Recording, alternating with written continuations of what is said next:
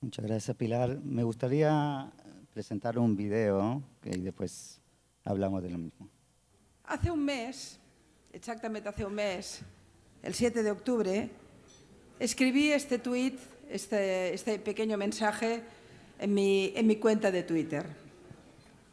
Va a pasar lo siguiente. Primero, los muertos israelíes no existirán. Segundo, los medios no hablarán de terrorismo palestino contra civiles. Tercero, Israel se defenderá. Cuarto, los medios dirán que Israel masacra a palestinos. Quinto, Israel será terrorista. Sexto, la progresía escupirá su odio a Israel. Lo escribí hace un mes. Es peor. No solo no me equivoqué, desgraciadamente, quizá ya son los años que uno se dedica a la lucha contra el antisemitismo y se dedica al odio, también a la lucha contra el odio de Israel, que es también antisemitismo, que uno ya es capaz de prever por dónde irán las cosas. Pero a pesar de todo, les diré con toda la dureza y con toda la herida interior que siento, que no me esperaba tanto vacío moral, no me esperaba tanta bajeza y tanta incapacidad de conmiseración de una parte muy importante de mi sociedad respecto a la muerte y el dolor israelí.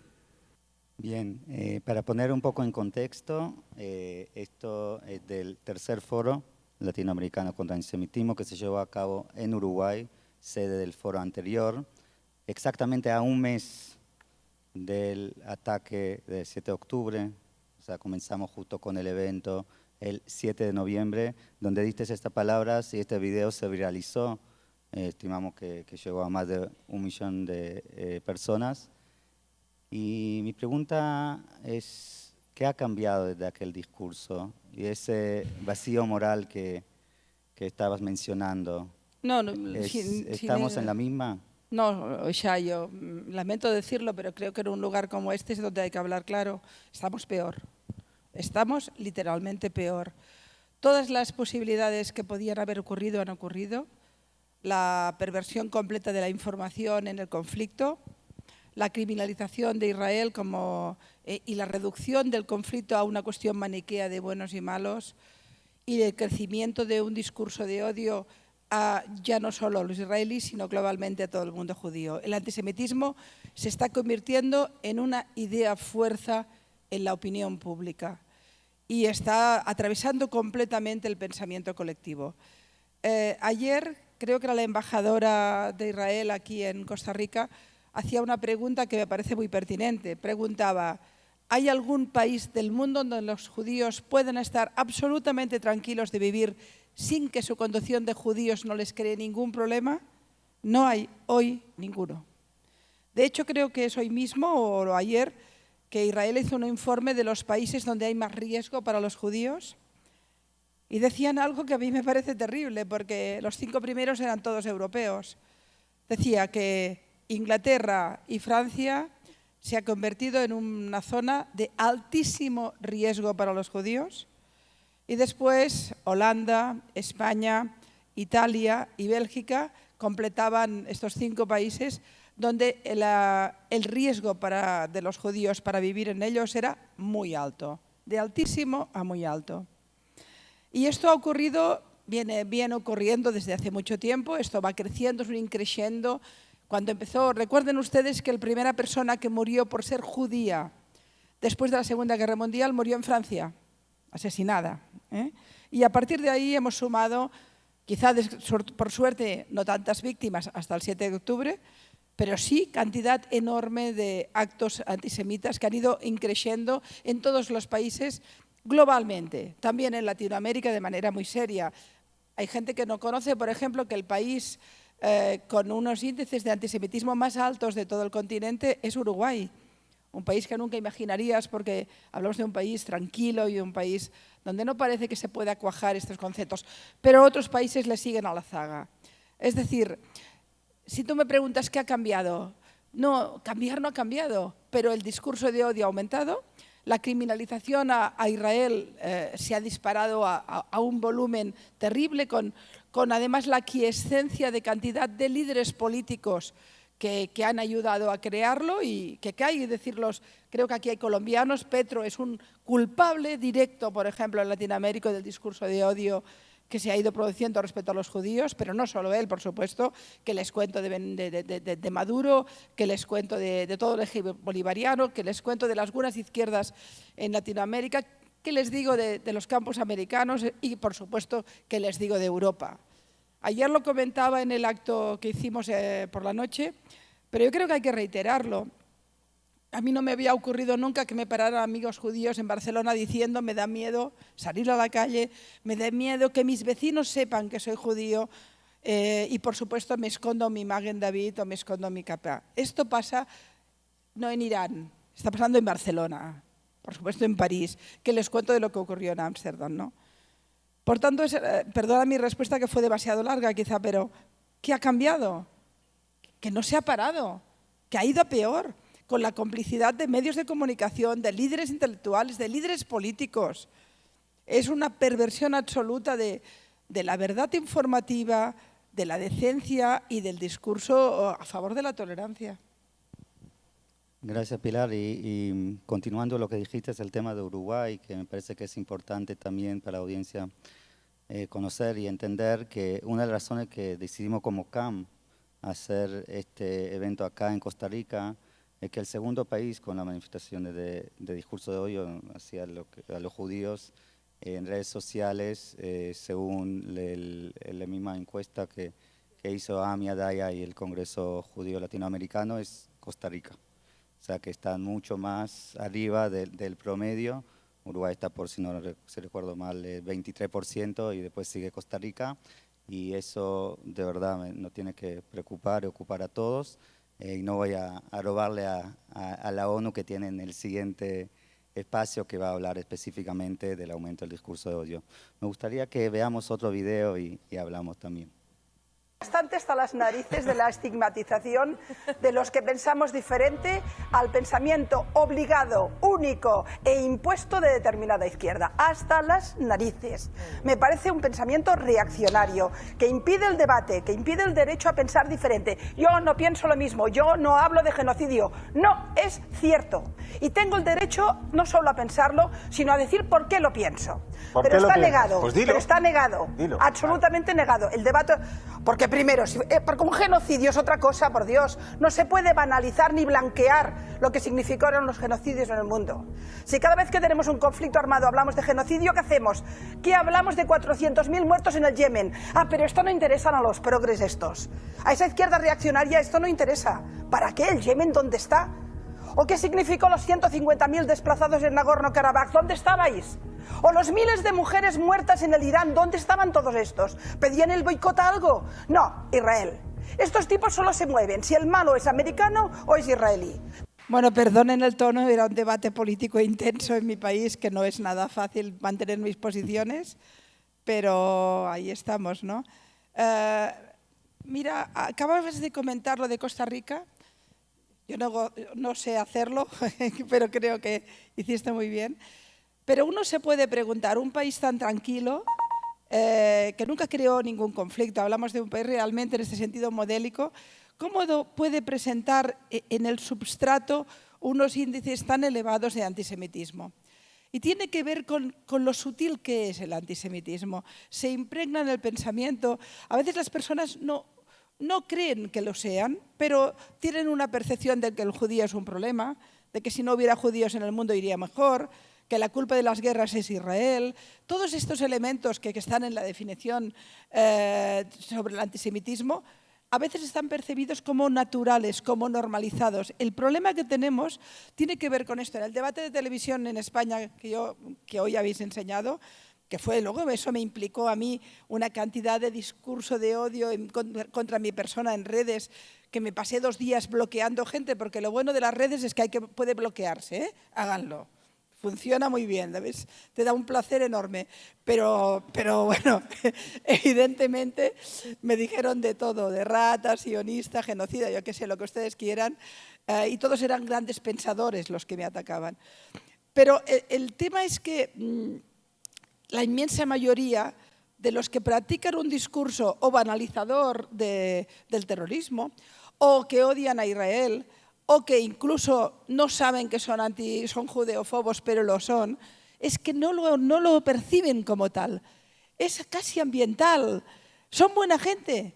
Es decir, el antisemitismo no solo lo practican los malos, lo practica la buena gente, que está convencida que es lo correcto, que en la guerra de Israel en Gaza unos son pobrecitos y los otros son muy malos y tienen muchas armas, ignorando toda la enorme complejidad geoestratégica y política en la zona, el papel de mastermind de Irán, ignorándolo todo, ignorando que jamás tenía, porque esto ha cambiado, 27 brigadas que implicaban alrededor de 40.000 soldados armados hasta los dientes. Por eso ha habido una guerra. ¿O es que la guerra se creen que solo es contra hospitales y escuelas? La guerra es contra un ejército armado. Por eso hay muertos. Y en las guerras muere la gente, desgraciadamente. Y a veces muere la gente civil, por supuesto, como ha pasado en todas las guerras, pero no he visto manifestaciones en la guerra de Siria, no la he visto en la guerra del Yemen, no la he visto en la lucha contra las mujeres tan abandonadas afganas o iraníes, todo eso nunca existe, lo que decía aquí, ¿no? Y claro, el ciudadano normal, de golpe, primero, tiene una información falseada permanentemente, con lo cual cree que lo correcto es odiar a Israel porque son muy malos. Luego tiene un bagaje cultural de siglos, que vino primero del cristianismo, pero luego también ha venido de otras fuentes, de que el judío es problemático, que bueno, siempre tuvo ahí, ¿eh? Y al final esto se convierte en una bola enorme. Yo una vez lo dije y creo que el dato es muy claro, Shai. En el mundo hay 8.000 millones de personas. Los 8.000 millones de personas no saben dónde está mi país, que es Cataluña. Perdóneme que haga mi pequeño spot. Es decir, estamos en España, pero existe una cosa que se llama los catalanes, que hablamos un idioma, tenemos una cultura. Los 8.000 millones no hablan de nosotros. Los 8.000 millones no hablan de Nagorno-Karabaj. Los 8.000 millones de personas no hablan de cantidad de conflictos en el mundo pero los 8.000 millones hablan de 15 millones de judíos. Los judíos son una manchita, un granito de arena en el gran magma del mundo. Y ese mundo que casi no sabe nada de ningún conflicto, sitúa a Israel, sabe que es muy malo y que hay una cosa que se llama judíos, que seguro que tienen alguna culpa. Por eso el antisemitismo es tan importante. Porque afecta al colectivo mundial, porque cualquier persona puede no saber nada de nada, excepto de este tema, porque mi peluquera en Barcelona sabe que Israel existe y es muy malo, pero no sabe que existe el Yemen, y no sabe qué pasó en Siria, pero sabe que Israel existe y es muy malo, y el señor que me aparca el coche en mi parking sabe que Israel es muy malo. ¿Cómo combatimos eso? Eso es lo grande de esta historia, por eso es tan trágico y tan problemático. Porque además en el odio a los judíos, como comentábamos ayer, vehiculamos el discurso de odio global. Aprendemos a odiar. Es una escuela de odio. En fin, bueno, no sé si te he respondido porque no recuerdo la pregunta, pero... No hubo pregunta. Lo bueno es que no hubo pregunta, hubo video. Ah, no hubo pregunta. Pero sí, si quieres igual una pregunta, yo sé que es difícil ese capítulo de medios, resumirlo en un minuto. Pero acá hay gente que quiere saber, que tiene una herramienta hoy que es redes sociales y sabemos que hay una manipulación de información muy importante. En su momento, tú mismo estabas hablando de los bots, del 8 de octubre, que está obviamente bien planificado por Rusia e Irán. Pero ¿cuál sería tu mensaje en ese sentido de lo que tiene que ver con nuestra responsabilidad y cómo hacemos frente a esa manipulación de información que hay en redes sociales? A ver, la mala noticia, Shai, es que vosotros, los judíos, no podéis hacerle frente. Lo siento, es que no sois nada. Es que 15 millones de personas entre 8.000 millones no es nada. La cuestión es si los no judíos asumen como propia esta lucha y asumen como propia que la desinformación en las redes sociales es la peor forma de gebelismo que ha existido. Yo alguna vez acuñé hace muchos años una frase que les regalo, que sea de todos, pero que creo que es cierta. Lo que ocurre hoy en día con las redes sociales es Goebbels con Internet. Goebbels ya inventó esa idea de que una mentira repetida muchas veces se convertía en una verdad. Pero hoy tenemos una viralización de la mentira. Y los que estamos luchando contra esa viralización somos muy pocos. porque hay una parte muy sustancial del mundo que piensa, del mundo que quiere luchar contra las ideas de odio, que no está actuando en este tema. Como si el tema judío no les correspondiera. El tema judío siempre es otro tema. Está allí, es su problema. Nunca fue el problema de los judíos. En Auschwitz murieron, pero Auschwitz no fue un problema de los judíos, fue un problema de Europa y de hecho hundió Europa. Y lo que me gusta recordar siempre es que este tema nos hunde a todos. Este es un tema que nos alerta en la mala salud de nuestras democracias y que acaba estallando siempre. Es decir, pregúntense ustedes por qué hay manifestaciones en mi ciudad, Barcelona, por no hablar de otros, en Buenos Aires, en los campus universitarios americanos o probablemente también en Costa Rica respecto al tema de Gaza. ¿Por qué? Porque no veo esas manifestaciones en países árabes, donde saben que lo de Hamas es otra cosa. Y no las he visto sobre ninguna causa. Esto a mí me rompió, por ejemplo, yo soy una feminista de toda la vida, luché para cambiar el Código Penal español, para luchar contra la violencia de género, en fin. Nunca había imaginado, Shai, nunca, que en mi vida, en mi momento de vida, viviría una viralización tan brutal de una violación masiva de mujeres, como la que vivimos el 7 de octubre. Pero ¿dónde están las feministas? Lo comentamos en la OEA en Washington, lo pregunté con rotundidad, ¿dónde están? O en Nueva York. Me horroriza. Hemos formado parte las mujeres de las campañas del Me Too, de la lucha por las niñas nigerianas, etc. Pero cuando eran violadas las judías, entonces ya no eran violadas, eran judías y por tanto culpables. Y esto es una ruptura, un quiebro de los valores que son fundamentales. Entonces, ¿cómo luchamos en redes? En redes nuestro principal enemigo es que la red no piensa, enseña. Lo decía Sam hace un rato en el autobús y con toda la razón. Estamos en una cultura de la visualización. Estamos en un momento donde la gente no se hace preguntas, pero tiene muchas respuestas.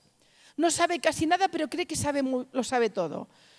El conflicto de Israel es un conflicto que hace 75 años que dura. Los que llevamos toda la vida siguiéndolo, aún tenemos dificultades para entenderlo. En cambio, mi peluquera ya lo sabe todo porque le han explicado que hay un país muy malo, que es muy grande y muy colonizado. No han visto el mapa, no ha visto el mapa. Entonces, claro, son colonizadores, porque el mapa no lo han visto. Si lo vieran, igual dirían, quizá tanto no lo son de colonizadores, ¿no? Pero es igual, le han dado las respuestas.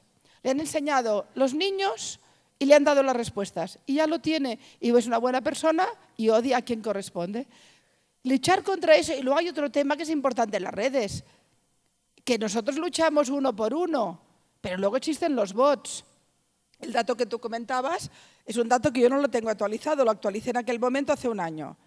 Pero a los 2 días, 3 días, 2-3 días del 7 de octubre, 40.000 bots rusos ya estaban culpando a Israel de lo que había ocurrido. Y eran de fabricación rusa. ¿O se creen ustedes que no existen los almacenes de fabricación de noticias falsas?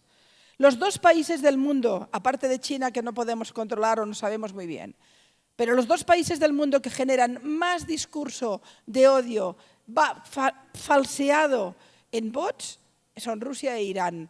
Precisamente amigos no son.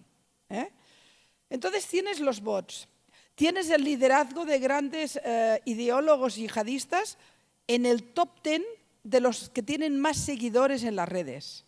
Esto también se olvida. El Papa o Trump aún está en X, no sé. Ahora, claro, con Musk ahora sí, ¿no? Pero no son los que tienen más seguidores. Recuerdo que los que tenían más seguidores hace un tiempo, cuando lo miré, eran 2 líderes yihadistas.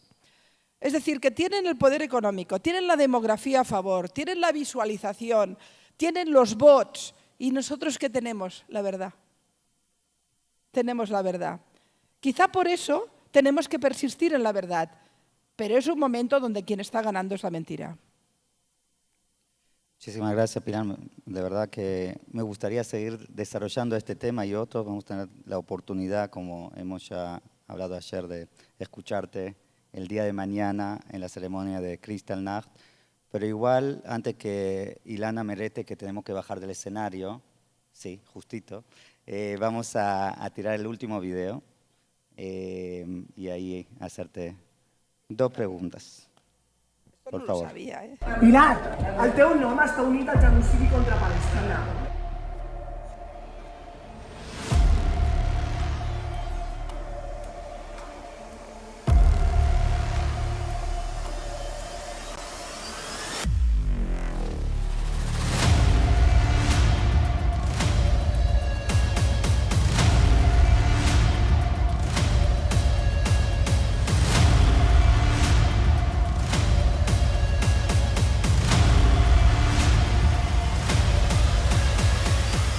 L'única solució és la destrucció de l'estat sionista d'Israel. Bueno, yo no sabía que irías enseñando vídeos, estoy un poco aturdida. Bueno, este es el último scratch que he sufrido, pero vaya, yo no me quiero hacer aquí la víctima porque las víctimas son nuestros secuestrados y tanta otra gente, pero es el riesgo, ciertamente. Esto era un grupo de extrema izquierda. Yo considero que hay un fascismo de izquierdas, como hay un fascismo de derechas. Yo he sufrido los dos. En mi familia sufrimos el fascismo de derechas con el franquismo y después, en algunos momentos, en grupos de extrema derecha. Y ahora sufro el de extrema izquierda, señal de que estoy bien situada. Les explicaré lo que pasó en este vídeo, ya que Shail lo ha enseñado, porque creo que les puede ayudar. Yo estaba dando una conferencia sobre... habría un curso universitario, era algo muy sencillo, empezaba un curso universitario y siempre haces un discurso, haces una especie de carta magna para el inicio. Y vinieron estos jóvenes con un bidón de pintura roja y me la tiraron porque yo defiendo a Israel. La gente se asustó mucho, eran unas 500 personas las que había en la sala, y todo el mundo se me acercaron y me dijeron, cerramos el acto, lo desconvocamos, váyanse a casa, estén tranquilos. Y yo me negué. Y les dije, que nadie se mueva. He venido a dar un discurso y nadie va a impedir que yo voy a dar un discurso. Permítame un momento, me fui al lavabo, me limpié la cara, porque tenía pintura en los ojos, me dejaron un suéter para cambiarme y di mi discurso. Y lo digo porque no porque sea por una cuestión de coraje, porque algo tengo pero no, sino porque no podemos permitir que el discurso de odio nos impide hablar. Ganan espacio. Cada vez que nos asustamos, ganan ellos. Cada vez que nos tapan la boca, ganan ellos. Cada vez que nos asustan, ganan ellos. Yo no lo voy a permitir. Tengo hijos, tengo nietos. No voy a permitir que en mi sociedad, esto era en mi país, que es una sociedad democrática, a mí que soy una demócrata y que pongo argumentos sobre la mesa que pueden ser combatidos con la palabra, no me voy a permitir que los fascistas de cualquier signo me impidan hablar. Les animo a tener ese punto de dignidad, no es valentía, es dignidad. Porque si callamos, si yo me hubiera ido ese día y no hubiera dado la conferencia, habrían ganado ellos. Y ese día gané yo, con pintura roja, pero gané. Y hay que mantenerse.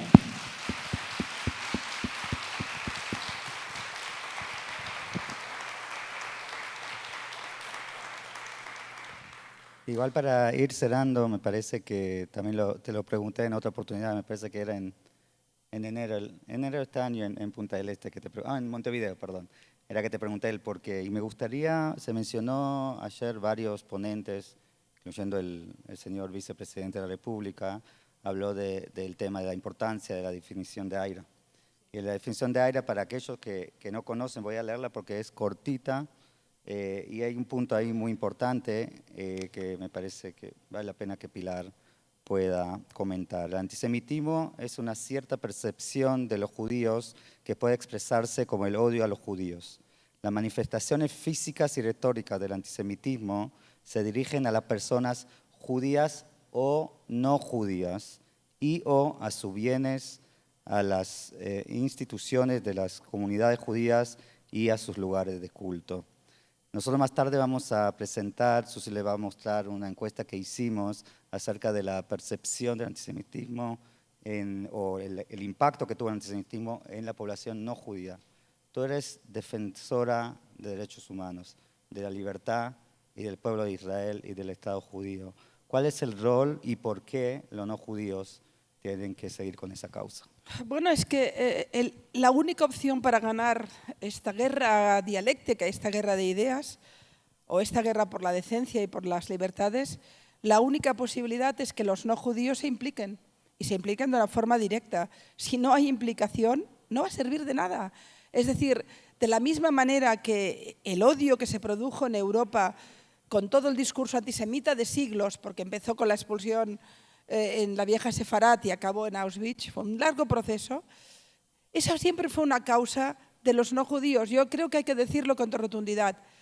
Los judíos son las víctimas, pero no tienen en sus manos, aunque pongan mucho interés o mucha fuerza, en la lucha contra un prejuicio, contra un odio, que les afecta directamente. Entonces, ¿cuál es nuestro papel? Es el papel de los que tenemos que poner luz en momentos. Hablabas tú ayer de la oscuridad y la luz, ¿no? La oscuridad solo vence cuando no hay luz. Tenemos que poner lucecitas, focos, diciendo, cuidado, que en mi ciudad hay gente que por ser judía tiene miedo de salir a la calle o de que le vean con una identidad propia. Cuidado, que esto nos está diciendo que Barcelona se ha vuelto una ciudad hostil, que Madrid se ha vuelto una ciudad hostil, que Harvard se ha vuelto una universidad hostil. ¿Esto qué nos está diciendo? ¿Que hay un problema con los judíos? No, no, que al haber un problema con los judíos lo que hay es un problema con la democracia. Por tanto, la definición en este sentido de Aira es exacta. Es decir, son los no judíos aquellos que tienen que percibir que hay un problema muy serio con los valores fundamentales, que hay un problema muy serio con las democracias liberales en las que estamos asentados y con la Carta de Derechos Humanos. Y que el discurso de odio a los judíos es una escuela de aprendizaje del odio, pero cuando aprendes a odiar, aprendes a odiar. Y aprendes a banalizar el odio, y a banalizar el terrorismo, y a banalizar las agresiones. ¿Qué hemos leído estos días con el pogrom que ha habido en Ámsterdam? Bueno, es que ellos se lo buscaron. ¿Tienen la culpa? Cuando un judío muere, siempre es porque pasó algo, nunca es asesinado. Es decir, yo lo veo cuando leo El País. ¿Cuántos judíos muertos? No, oigan, los asesinaron.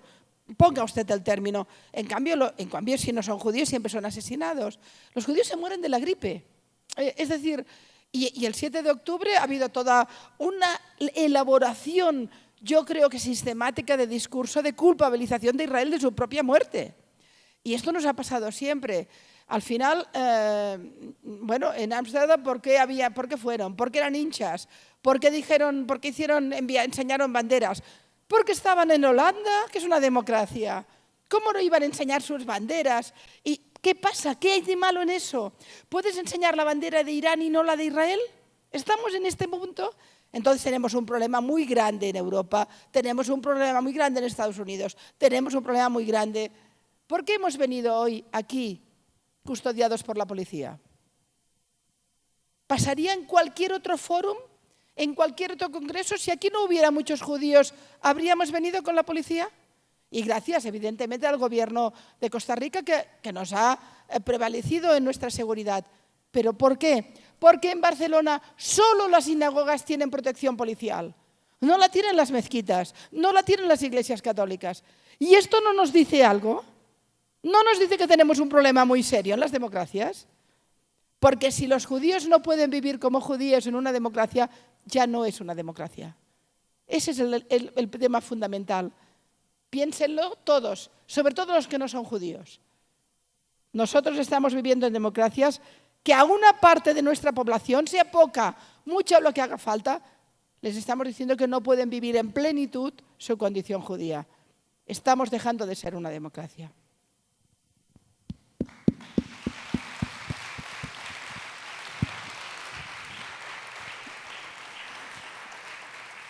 Muchísimas gracias, Pilar, por este momento. Como dije, me encantaría seguir. Vamos a tener oportunidad de seguir también en México, en San Diego, en las próximas semanas.